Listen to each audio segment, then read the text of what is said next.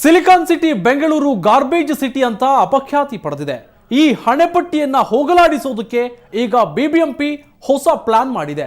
ಪ್ರಾಥಮಿಕ ಹಂತದಲ್ಲೇ ಕಸವನ್ನ ವಿಂಗಡಣೆ ಮಾಡಿ ವಿಲೇವಾರಿಗೆ ಸಹಕರಿಸಿ ಅಂತ ಅರಿವು ಮೂಡಿಸೋದಕ್ಕೆ ಪವರ್ ಪಂಚ್ ಕೊಡೋಕೆ ಮುಂದಾಗಿದೆ. ಏನಿದು ಪವರ್ ಪಂಚ್ ಅಂತೀರಾ? ಹಾಗಾದ್ರೆ ಈ ರಿಪೋರ್ಟ್ ನೋಡಿ.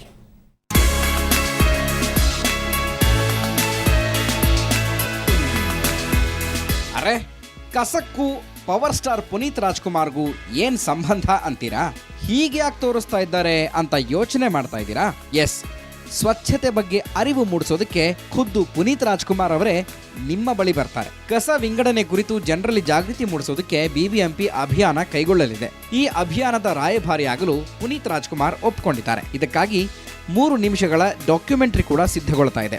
ರೋಡ್ ಶೋಗಳಲ್ಲೂ ಪುನೀತ್ ಕಾಣಿಸಿಕೊಳ್ಳಲಿದ್ದಾರೆ. ಈ ಕುರಿತು ಪುನೀತ್ ಜೊತೆ ಪಾಲಿಕೆ ಮಾತುಕತೆ ಮುಗಿಸಿದೆ. ನಮ್ಮದೇ ಆದಂಥ ಬಿಬಿಎಂಪಿ ವತಿಯಿಂದ ಈಗಾಗಲೇ ಹಲವಾರು ಕಾರ್ಯಕ್ರಮಗಳನ್ನ ಜನರಿಗೆ ಒಂದು ಅವೇರ್ನೆಸ್ ಕ್ರಿಯೇಟ್ ಮಾಡೋದಕ್ಕೆ ಈಗಾಗಲೇ ನಾವು ಒತ್ತು ಕೊಟ್ಟಿದ್ದೀವಿ. ನಮ್ಮ ಅಧಿಕಾರಿಗಳು ಪುನೀತ್ ರಾಜ್ಕುಮಾರ್ನವ್ರನ್ನ ಭೇಟಿ ಮಾಡಿ ತಾವು ಈ ಒಂದು ಕಸ ನಿರ್ಮೂಲನೆ ಮಾಡೋದಕ್ಕೆ ಅಥವಾ ಕಸವನ್ನು ಸೆಗ್ರಿಗೇಟ್ ಕೊಡುವಂಥ ಒಂದು ಕಾರ್ಯಕ್ರಮಕ್ಕೆ ತಾವು ರಾಯಭಾರಿ ಆಗಬೇಕು ಅಂತೇಳಿ ನಿನ್ನೆ ಮನವಿ ಮಾಡಿದ್ದಾರೆ.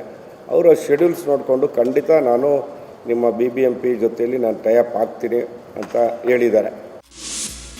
ಇನ್ನೊಂದು ವಿಷಯ ಅಂದರೆ, ಇಲ್ಲಿ ಪುನೀತ್ ಯಾವುದೇ ಸಂಭಾವನೆಗೆ ಅಪೇಕ್ಷಿಸಿಲ್ಲ. ಸ್ಟಾರ್ಗಳು ಇಂತಹ ಕಾರ್ಯಕ್ರಮದಲ್ಲಿ ಭಾಗಿಯಾದರೆ ವರ್ಕೌಟ್ ಆಗುತ್ತೆ ಅಂತಾರೆ ಜನ. ಒಂದೊಂದ್ಸಲ ಸೆಲೆಬ್ರಿಟೀಸ್ ಹೇಳಿದ್ರೆ impact may be there, impact ಇಲ್ಲ ಅಂತ ಹೇಳೋಕ್ಕಾಗಲ್ಲ, ಇಂಪ್ಯಾಕ್ಟ್ ಇದ್ದೇ ಇರುತ್ತೆ. ಏನಾಗುತ್ತೆ ಅಂದರೆ ನಮ್ಮ ಜನರಲಾಗಿ ಏನು ಮಾಡ್ತೀವಿ, ಈ ಥರ ಒಂದ್ಸಲ ಸೆಲೆಬ್ರಿಟಿ ಇದ್ದಾಗ ಒಂದು ಅಟೆನ್ಷನ್ ಬರುತ್ತೆ. So it will have some impact.